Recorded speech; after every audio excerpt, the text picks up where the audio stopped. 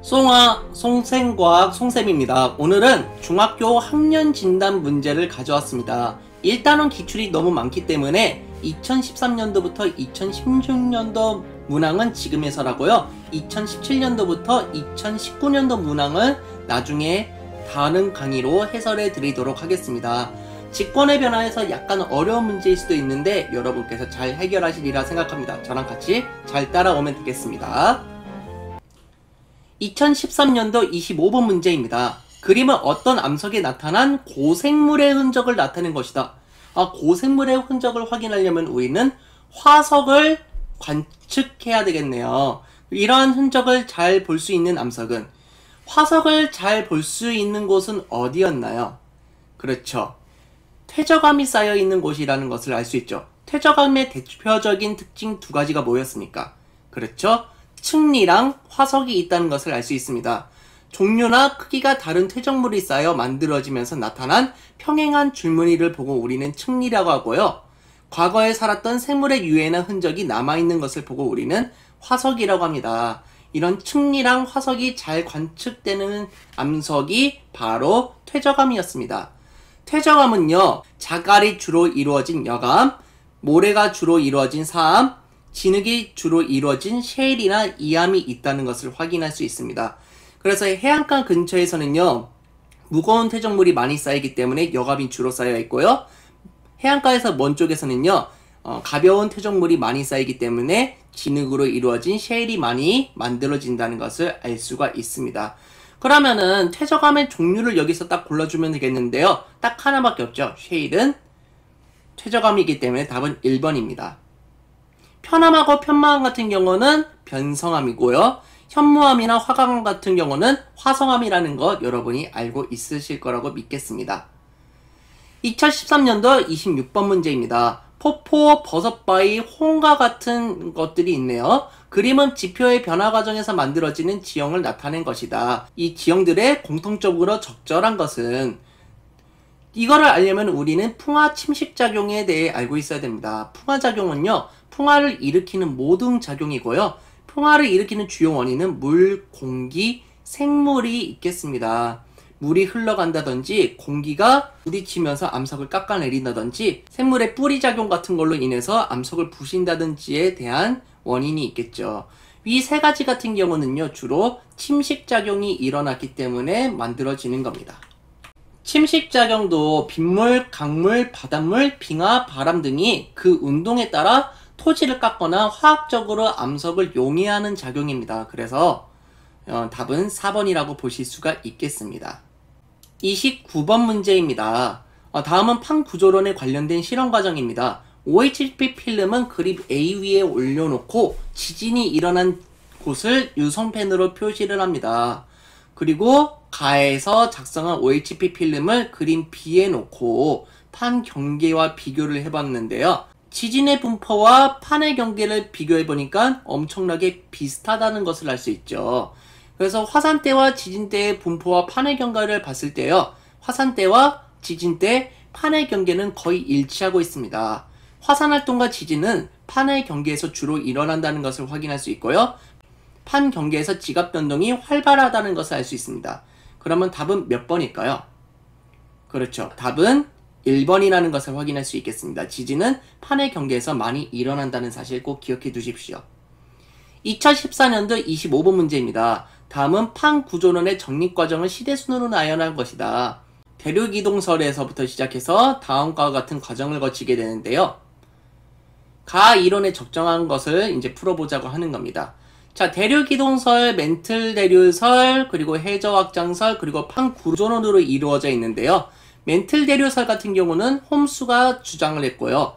해저확장설 같은 경우는 헤스와 디츠가 주장을 했습니다. 그리고 이러한 종합적인 의견을 정리를 해가지고요, 현재 이론으로 만들어진 게 바로 판구조론이라고 보면 됩니다. 이 중 멘틀대류설은요, 지구 내부의 열을 받은 뜨거운 멘틀이 대류할 때 대륙이 멘틀의 이동 방향을 따라 갈라지고 움직인다는 것으로 홈스가 주장을 하였고요. 대륙 이동의 원동력인 멘틀의 대류의 증거를 제시하지 못했기 때문에 받아들여지지 않았습니다. 하지만 헤스와 디츠가 나중에 해령에서 멘틀이 뿜어져 나오면서 새로운 지각이 형성된다는 것을 밝혀내게 되었고요. 지각이 이동한다는 것을 증명해내었죠. 그래서 나중에는 멘틀 대륙이 원동력이라는 게 밝혀지게 됩니다. 그러면은 문제를 한번 보죠. 판의 경계에서 지진과 화산 활동이 일어난다? 지금과는 관계가 없죠. 지구 표면에선 여러 개의 판으로 이루어져 있다? 이거는 판 구조론에 대한 설명이니까 틀리죠. 해령에서 새로운 해양 지각이 만들어지면서 확장된다는 것은 해저 확장설에 해당되는 겁니다. 하나의 큰 대륙이 여러 대륙으로 분리되어 이동되는 것은 대륙 이동설에 관한 내용이겠네요.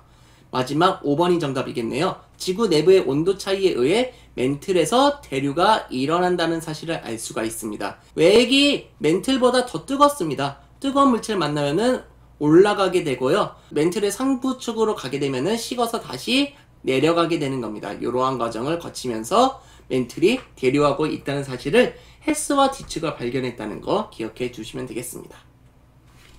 2014년도 26번 문제입니다. 다음은 어떤 암석을 나타내는 특징의 생성 과정을 알아보기 위한 실험입니다.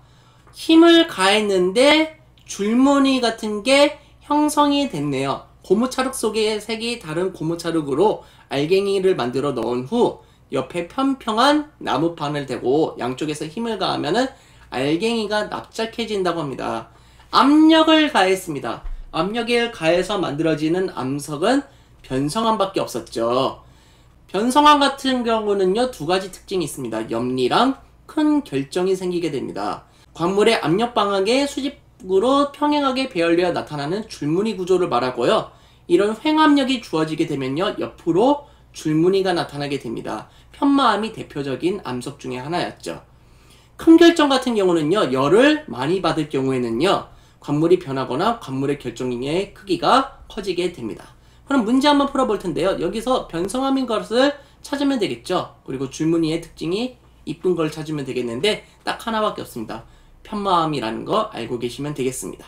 자, 2014년도 27번 문제입니다. 그림은 판의 경계와 이동 방향을 나타낸 것입니다. 멘틀이 상승하여 해저가 확장되는 판의 경계를 모두 고른 것은 이라고 되어 있습니다. A 같은 경우는 발산형 경계이겠네요. 판과 판이 멀어지는 걸 확인할 수 있죠. B와 같은 경우는요, 보존형 경계겠네요. 판과 판이 어긋난다는 것을 확인할 수 있고요. C와 같은 경우는 수렴형 경계이겠습니다. 판과 판이 부딪힌다는 것을 알 수가 있네요. A 지역에서 주로 생성되는 것은 해령입니다. 해령에서 새로운 해양 지각이 만들어지면서 땅이 벌어지는 것을 확인할 수가 있습니다. 그래서 A는 해저가 확장되는 지역이 맞다고 보시면 되고요. 변환 단층이 생성되는 것은요, 보존형 경계인데 여기서는 해저가 확장되지가 않습니다. 해양 지각이 확장되지가 않는다는 것을 확인할 수 있고요. C와 같은 경우는 수렴형 경계라는 것을 알 수 있는데 여기서는 판이 소멸을 하지 생성이 되지 않는다는 것을 알 수가 있죠. 그래서 가라앉는 판이 소멸이 되기 때문에 여기 해구와 산맥 같은 경우는 해당이 되지 않습니다. B와 C는 해저가 확장되는 곳이 아니고 A만 해저가 확장된다는 것을 알 수 있겠습니다. 2015년도 25번 문제입니다. 그림은 지구 내부의 모형의 일부를 나타낸 것입니다. 모형은 1000km를 2cm로 축소한 것입니다. 우리는 이미 알고 있죠. 가는 내해, 나는 외해, 다는 멘틀, 라는 지각이라는 것을 알 수 있죠. 이렇게 네 가지의 층상 구조를 이루고 있다는 것을 알 수 있는데요. 이것에 대한 설명으로 옳지 않은 것을 고르는 겁니다. 1번은 4개의 층으로 표현하였다. 맞는 말이죠. 가와 나를 합쳐서 핵이라고 부른다. 그렇죠. 내핵하고 외핵을 통틀어서 핵이라고 부르는 겁니다. 실제 지구에서 다는 액체로 되어 있다? 아니에요. 다는 고체로 되어 있는데 흐르는 고체, 즉 유동성 고체로 되어 있다는 것을 기억해 두시면 되겠습니다. 그래서 멘틀은 유동성 고체로 되어 있고요. 액체가 아니기 때문에 3번이 정답이 되겠습니다. 실제 지구에서 밀도가 가장 작은 층은 라입니다. 밀도가 크면요, 핵 쪽으로 가라앉게 되고요. 밀도가 작으면은 떠오르게 됩니다. 지각 같은 경우는 밀도가 가장 작기 때문에 떠올랐다는 사실을 알고 있으면 되고요. 가장 두꺼운 층은 멘틀입니다. 약 80% 정도의 부피를 차지하고 있다고 생각하시면 되겠습니다. 그래서 정답은 3번입니다. 2015년도 26번 문제입니다. 다음 화산 활동에 관련된 사진이다. 지열, 간원천, 화산재 같은 경우는요, 대표적인 화산 활동으로 인해서 생성되는 상황이라고 보시면 되겠습니다. 이에 대한 설명으로 옳은 것을 보기에서 모든 옳은 것은 지열을 이용하여 전기를 생산할 수 있다. 즉 지역 발전이 된다는 거죠. 전기 생산이 가능하고 냉난방을 도와주기도 합니다. 간헐천은요, 온천수라고도 불리는데요, 관광자원으로도 많이 활용이 되고 있겠죠. 화산재는 비행기의 결항에 영향을 끼치게 됩니다. 비행기가 운영되도록 도와주지 않기 때문에 정답은 3번이라는 것을 확인할 수 있겠습니다. 2015년도 30번 문제입니다. 다음은 광물의 성질에 대한 실험입니다.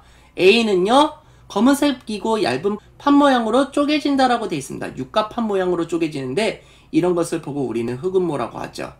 그리고 묽은 염산을 떨어뜨리면 기포가 발생합니다. 이런 것은요, 방해석이 묽은 염산을 떨어뜨리면요, 이산화탄소 기체가 뽀글뽀글 올라오는 것을 확인할 수가 있고요.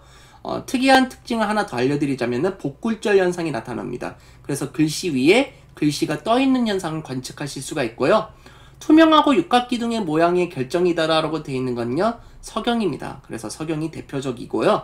유리창의 성분으로 활용이 되고 있기 때문에 정답은 4번이라는 것을 알 수가 있겠습니다. 2015년도 31번 문제입니다. 다음은 암석의 순환은 게임으로 학습하는 모형입니다. 이렇게 열심히 게임을 하고 있는데 한번 살펴보도록 하지요. 4명의 한 모듬으로 하여 주사위를 번갈아 가면서 던진다. 주사위에 던져서 윗면이 나오는 암석의 생성 과정을 순환판 게임에서 찾는다. 게임판을 옳게 찾으면 1점, 틀리면 0점을 부여한다. 윗면에서 여감이 나왔을 때 1점을 받기 위해서 게임판에서 찾아야 될 과정으로 옳은 것은, 즉 정답을 맞추라는 얘기죠. 퇴적물에서 퇴적암이 되어야 되는 과정을 찾아야 됩니다. 왜냐면은 여감 같은 경우는 퇴적암의 종류이고요. 퇴적물이 쌓여서 다져져서 굳어져서 만들어지는 암석이 퇴적암이기 때문에 우리는 이 여감을 고를 때는요, 퇴적암으로 가는 과정을 골라주시면 됩니다. 그래서 답은 D라는 것을 확인할 수 있겠습니다.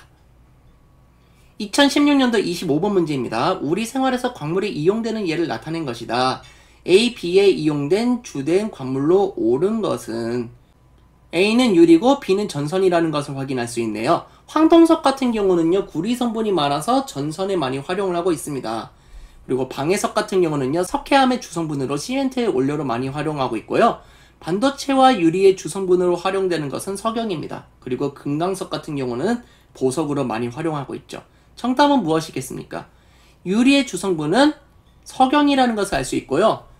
전선에는 보통 구리가 많이 들어가 있습니다. 그렇기 때문에 황동석을 잘 녹여서 구리 성분을 뽑아내서 활용을 하겠죠. 그래서 답은 2번이라는 것을 알 수 있습니다.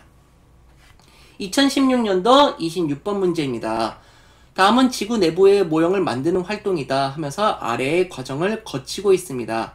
이 활동의 결과로 만들어진 지구 내부의 모형에 가장 가까운 것은, 여기가 바로 지구 내부의 모형인데요.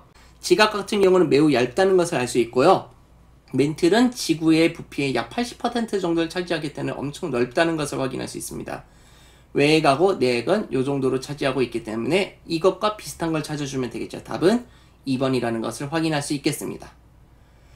지구계에서 수권과 기권의 상호작용에 의해 나타나는 현상을 보기에서 모르고 고른 것은, 그래서 지구계의 구성 요소는요, 총 5가지가 있습니다. 직권, 외권, 생물권, 기권, 수권이 있습니다. 직권은 지구의 겉부분인 지각과 지구 내부로 되어 있고요. 외권은 지구 바깥 영역인 우주 공간으로 되어 있습니다. 생물권은 지구에 살고 있는 모든 생물로 직권, 수권, 기권이 분포한다는 것을 확인할 수 있고요. 기권은 지구에 둘러싸고 있는 대기로 여러 가지 기체로 이루어져 있습니다. 수권은 바다, 강, 호수, 지하수, 얼음 등 지구에 있는 물을 말하고 있습니다. 이런 지구계의 구성 요소는요, 서로 상호작용을 하고 있습니다. 여기서 기권하고 수권이 상호작용하는 예를 볼 텐데요. 바다에서 태풍이 발생하였다. 수권과 기권의 상호작용이라는 걸 볼 수 있죠. 그래서 기억은 우선 맞는 말이겠고요. 해저 지진에 의해 해일이 발생하였다는 것은요, 직권에서 나타나는 일 때문에 수권이 영향을 준 거죠. 그래서 니은은 아니겠습니다. 물이 증발하여 구름이 생성되었다. 수권에 있던 물이 증발해서 구름이 만들어졌다는 것은요, 수권과 기권의 상호작용으로 볼 수 있겠네요. 답은 3번이라는 것을 확인할 수 있겠습니다. 자, 2013년도부터 2016년도까지 문제를 풀어봤습니다. 제가 여러 가지 문제풀이를 해봤는데 여러분께서 이 문제의 난이도가 어렵다면요 조금 더 열심히 공부를 하셔야 되고요. 아, 이 문제가 쉽다 그러면 여러분께서 학습을 잘 하셨다고 생각하시면 되겠습니다. 앞으로도 여러분 더 많이 노력을 해주시면 좋겠고요. 이 영상이 즐거우셨다면 좋아요, 구독하기 부탁드리겠습니다. 여러분 감사합니다. 송바